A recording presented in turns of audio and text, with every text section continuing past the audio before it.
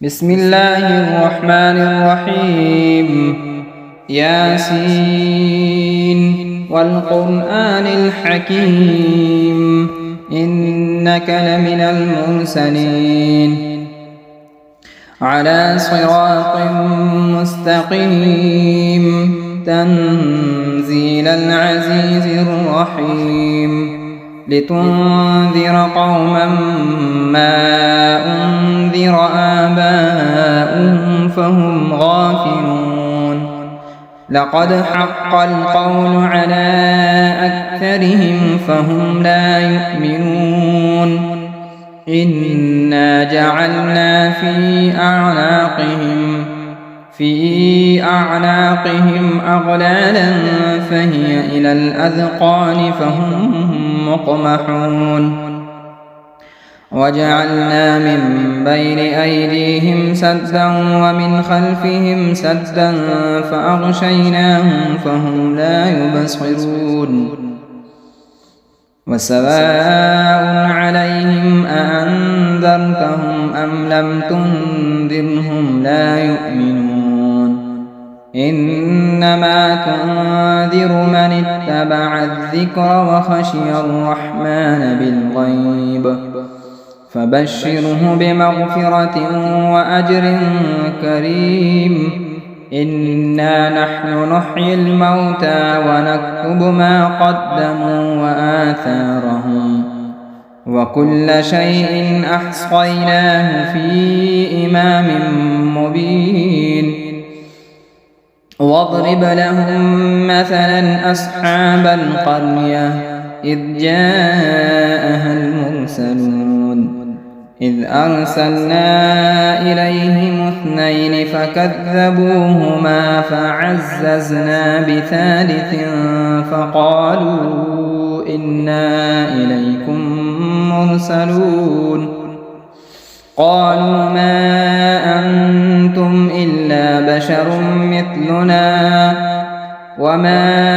أنزل الرحمن من شيء إن أنتم إلا تكذبون قالوا ربنا يعلم إنا إليكم لمرسلون وما علينا إلا البلاغ المبين قالوا إنا تطيرنا بكم لئن لم تنتهوا لنرجمنكم وليمسنكم منا عذاب أليم قالوا طائركم معكم أئن ذكرتم بل أنتم قوم مسرفون وجاء من أقصى المدينة رجل يسعى قال يا قوم اتبعوا المرسلين اتبعوا من لا يسألكم أجرا وهم مهتدون وما لي لا أعبد الذي فطرني وإليه ترجعون أأتخذ من دونه آلهة إن يردني الرحمن بضر لا تغن عني شفاعتهم شيئا ولا ينقذون إني إذا لفي ضلال مبين إني آمنت بربكم فاسمعون قيل ادخل الجنة قال يا ليت قومي يعلمون بما غفر لي ربي وجعلني من المكرمين وما أنزلنا على قومه من بعده من جند من السماء وما كنا منزلين إن كانت إلا صيحة واحدة فإذا هم خامدون يا حسرة على العباد ما يأتيهم من رسول إلا كانوا به يستهزئون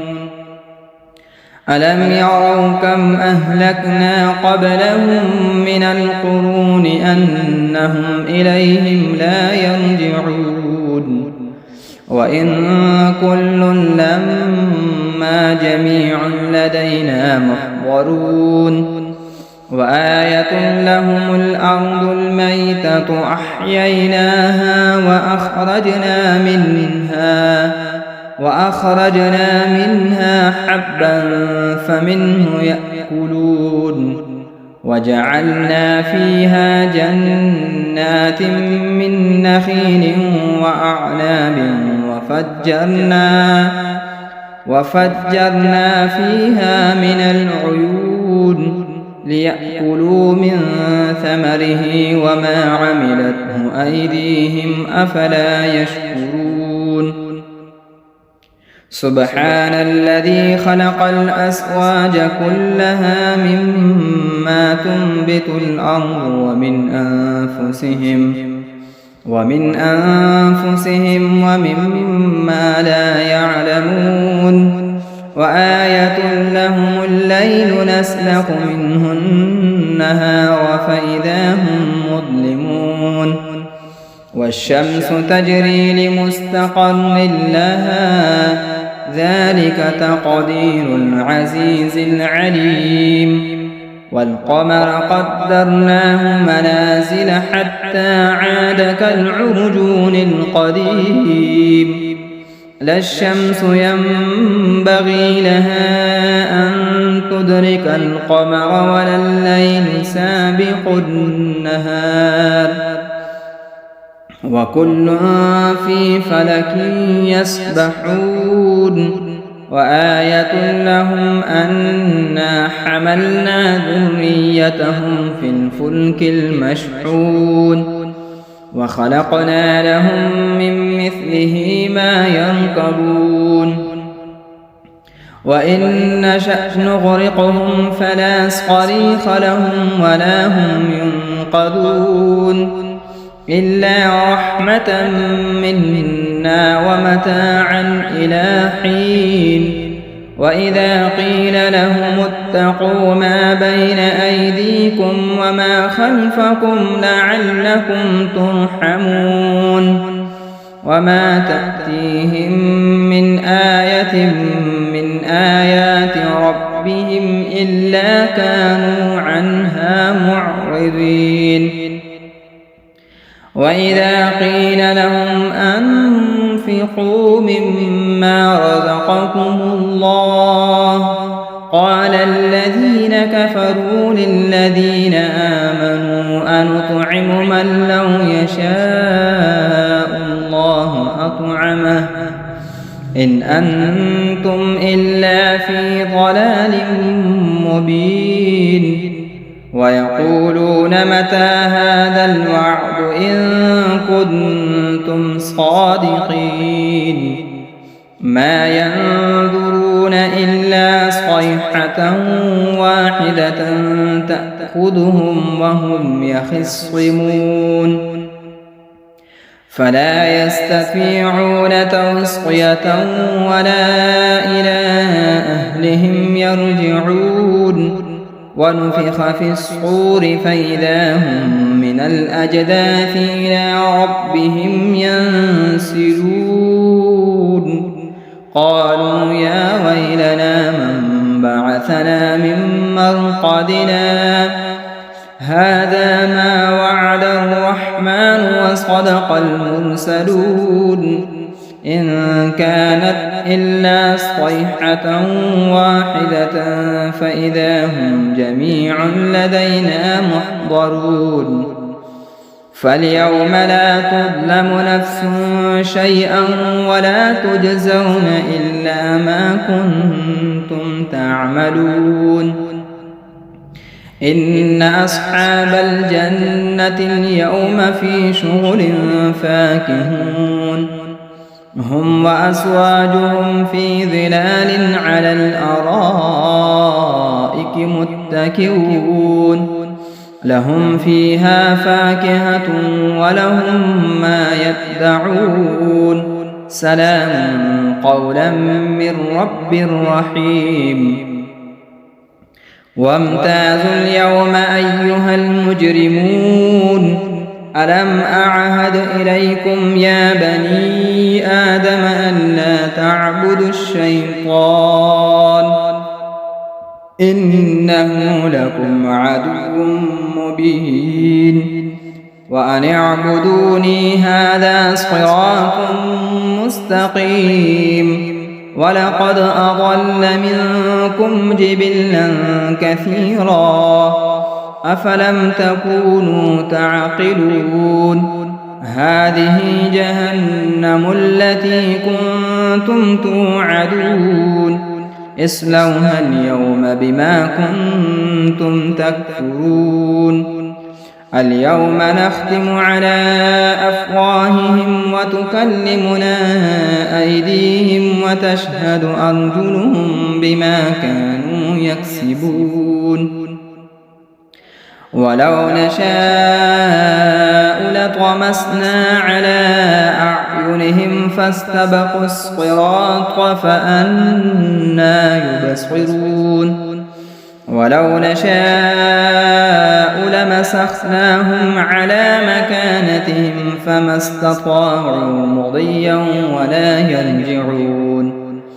ومن نعمره ننكسه في الخلق أفلا يعقلون وما علمناه الشعر وما ينبغي له إن هو إلا ذكر وقرآن مبين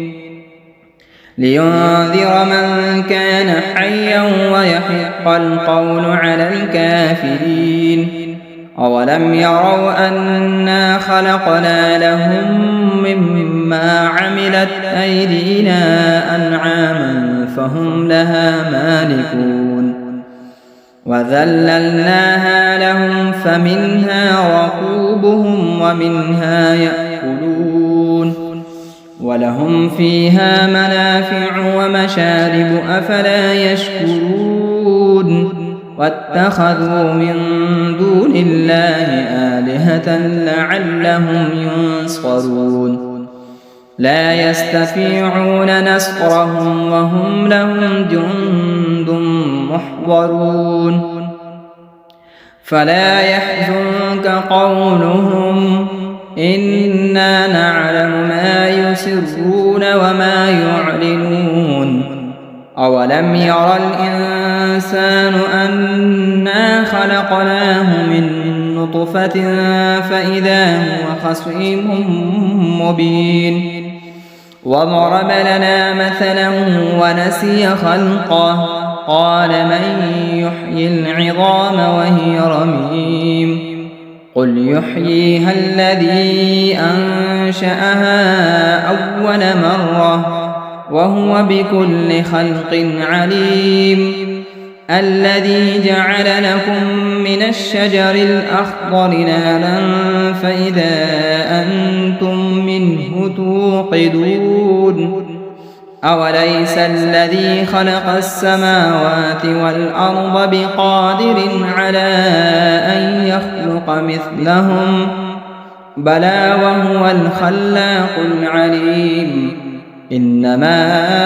أمره إذا أراد شيئا أن يقول له كن فيكون فسبحان الذي بيده ملكوت كل شيء وإليه ترجعون بسم الله الرحمن الرحيم الرحمن علم القرآن خلق الإنسان علمه البيان الشمس والقمر بحسبان والنجم والشجر يسجدان والسماء رفعها ووضع الميزان ألا تطغوا في الميزان وأقيموا الوزن بالقسط ولا تخسروا الميزان والأرض وضعها للأنام فيها فاكهة والنخل ذات الأكمام والحب ذو العصف والريحان فبأي آلاء ربكما تكذبان خلق الإنسان من صلصال كالفخار وخلق الجان من مارج من نار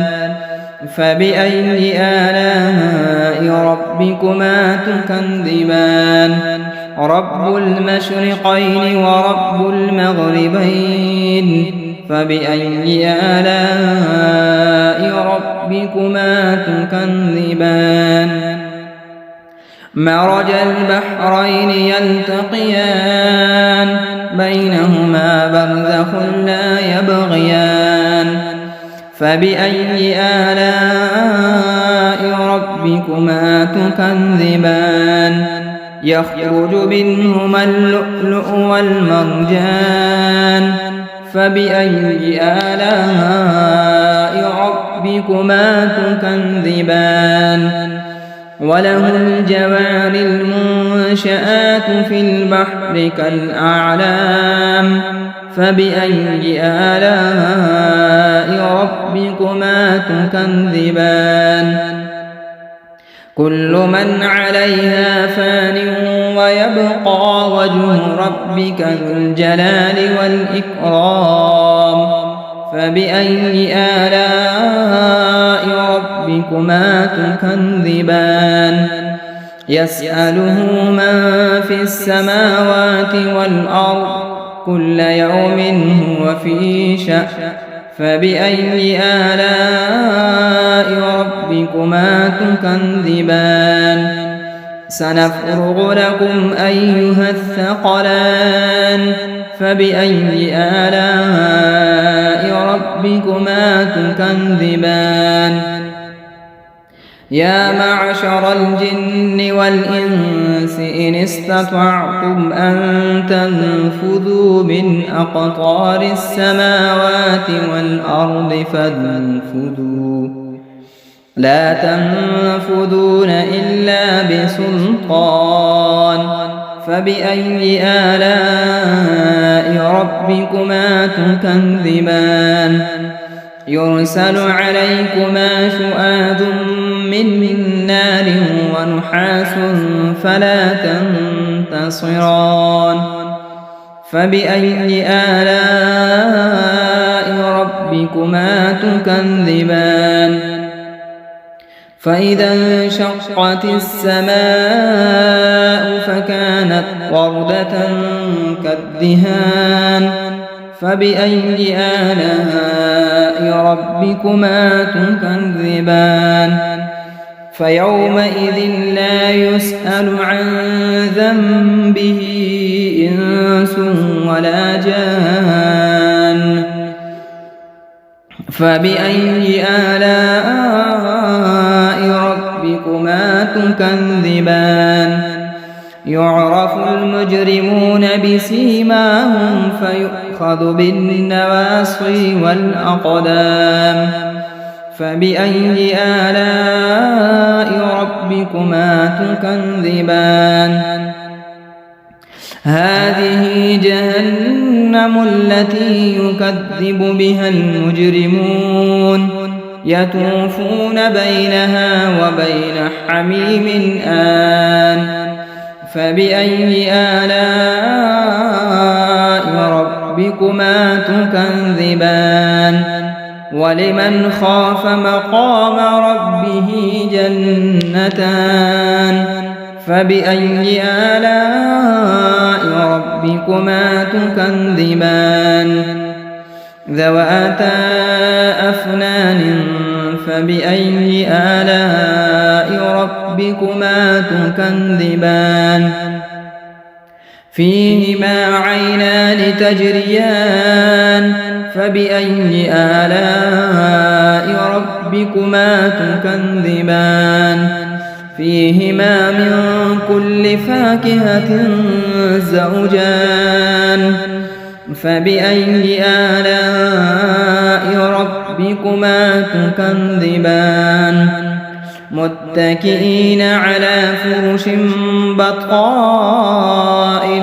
من استبرق وجنى الجنتين دان فبأي آلاء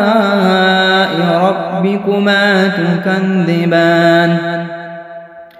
فيهن قاصرات الطرف لم يطمثهن إنس قبلهم ولا جان فبأي آلاء ربكما تكذبان كأنهن الياقوت والمرجان فبأي آلاء ربكما تكذبان هل جزاء الإحسان إلا الإحسان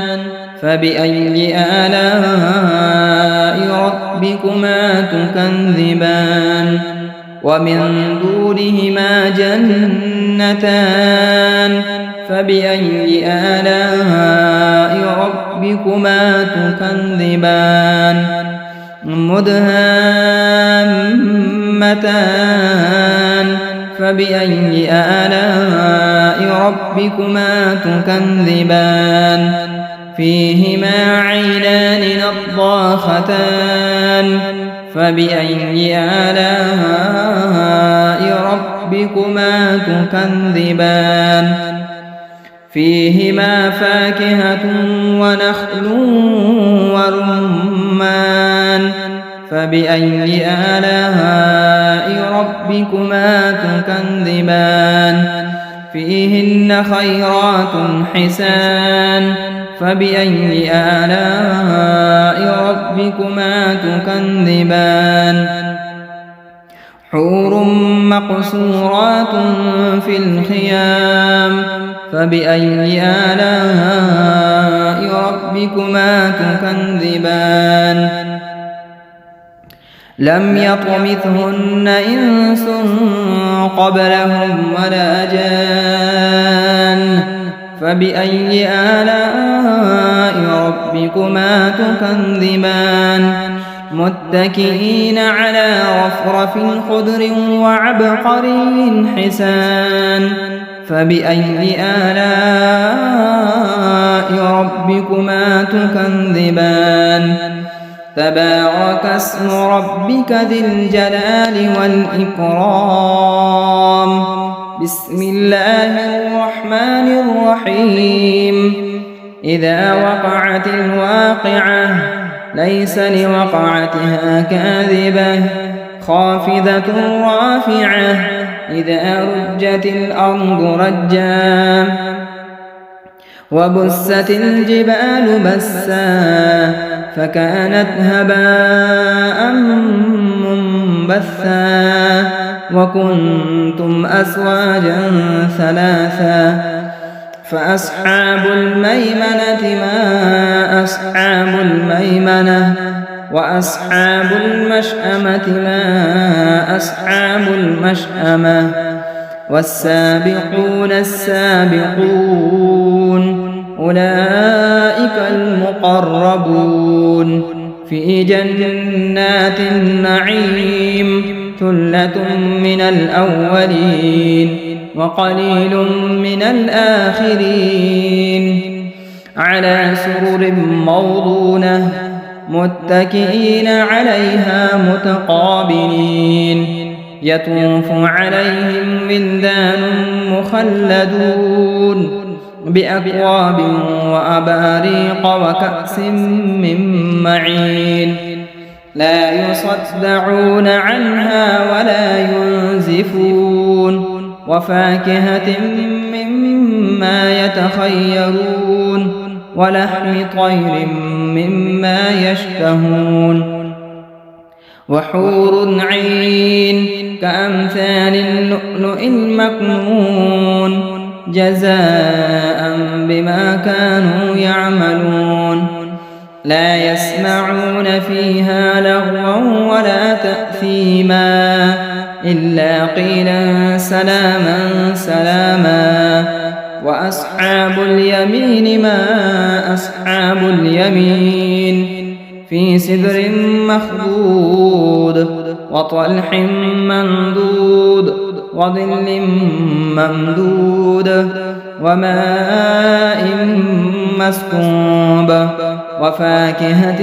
كثيرة لا مقطوعة ولا ممنوعة وفرش مرفوعة إنا أنشأناهن إنشاء فجعلناهن أبكارا عربا أترابا لأصحاب اليمين ثلة من الأولين وثلة من الآخرين وأصحاب الشمال ما أصحاب الشمال في سموم وحميم وظل من يحموم لا بارد ولا كريم إنهم كانوا قبل ذلك مترفين وكانوا يصرون على الحنث العظيم وكانوا يقولون أئذا متنا وكنا ترابا وعظاما أئنا لمبعوثون أو آباؤنا الأولون قل إن الأولين والآخرين لمجموعون إلى ميقات يوم معلوم ثم إنكم أيها الضالون المكذبون لآكلون من شجر من زقوم فمالئون منها البطون فشاربون عليه من الحميم فشاربون شرب الهيم هذا نزلهم يوم الدين نحن خلقناكم فلولا تصدقون أفرأيتم ما تمنون أأنتم تخلقونه أم نحن الخالقون نحن قدرنا بينكم الموت وما نحن بمسبوقين على أن نبدل أمثالكم وننشئكم فيما لا تعلمون ولقد علمتم النشأة الأولى فلولا تذكرون أفرأيتم ما تحرثون أأنتم تزرعونه أم نحن الزارعون لو نشاء لجعلناه حطاما فظلتم تفكهون إنا لمغرمون بل نحن محرومون أفرأيتم الماء الذي تشربون أأنتم أنزلتموه من المزن أم نحن المنزلون لو نشاء جعلناه أجاجا فلولا تشكرون أفرأيتم النار التي تورون أأنتم أنشأتم شجرتها أم نحن المنشئون نحن جعلناها تذكرة ومتاعا للمقوين فسبح باسم ربك العظيم فلا أقسم بمواقع النجوم وإنه لقسم لو تعلمون عظيم إنه لقرآن كريم في كتاب مكنون لا يمسه إلا المطهرون تنزيل من رب العالمين أفبهذا الحديث أنتم مدهنون وتجعلون رزقكم أنكم تكذبون فلولا إذا بلغت الحلقوم وأنتم حينئذ تنظرون ونحن أقرب إليه منكم ولكن لا تبصرون فلولا إن كنتم غير مدينين ترجعونها إن كنتم صادقين فأما إن كان من المقربين فروح وريحان وجنة نعيم وأما إن كان من أصحاب اليمين فسلام لك من أصحاب اليمين وأما إن كان من المكذبين الضالين فنزل من حميم وتصلية جحيم إن هذا لهو حق اليقين فسبح باسم ربك العظيم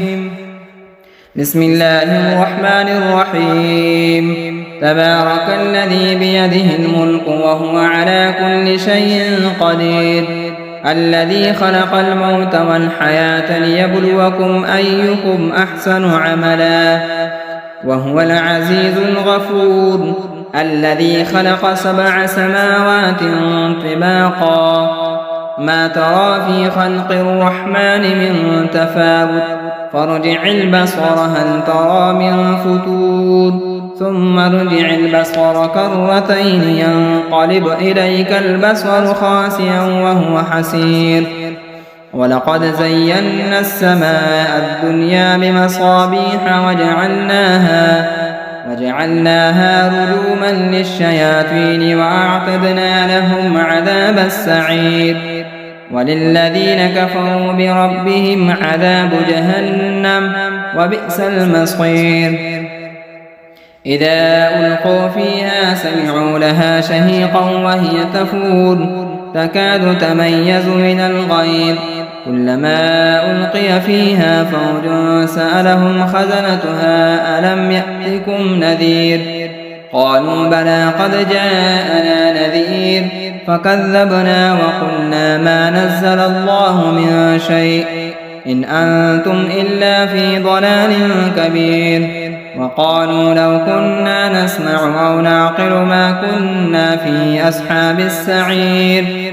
فاعترفوا بذنبهم فسحقا لأصحاب السعير إن الذين يخشون ربهم بالغيب لهم مغفرة وأجر كبير وأسروا قولكم أو اجهروا به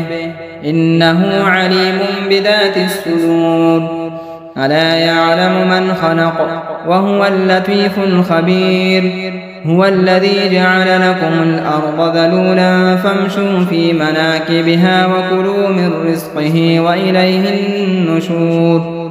أأمنتم من في السماء أن يخسف بكم الأرض فإذا هي تمور أم أمنتم من في السماء أن يرسل عليكم حاصبا فستعلمون كيف نذير ولقد كذب الذين من قبلهم فكيف كان نكير أولم يروا إلى الطير فوقهم صافات ويقبض ما يمسكهن إلا الرحمن إنه بكل شيء بصير أمن هذا الذي هو جند لكم ينصركم من دون الرحمن إن الكافرون إلا في غرور أمن هذا الذي يرزقكم إن أمسك رزقه بل لجوا في عتو ونفور أفمن يمشي مكبا على وجهه أهدى أمن يمشي سويا على صراط مستقيم قل هو الذي أنشأكم وجعل لكم السمع والأبصار والأفئدة قليلا ما تشكرون قل هو الذي ذرأكم في الأرض وإليه تحشرون ويقولون متى هذا الوعد إن كنتم صادقين قل إنما العلم عند الله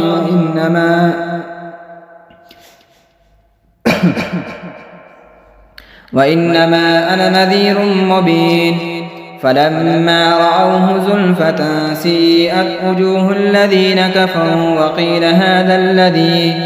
وقيل هذا الذي كنتم به تدعون قل أرأيتم إن أهلكني الله ومن معي أو رحمنا فمن يجير الكافرين من عذاب أليم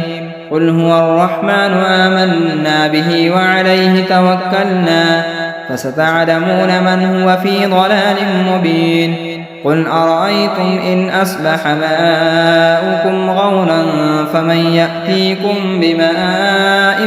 معين صدق الله مولانا العظيم.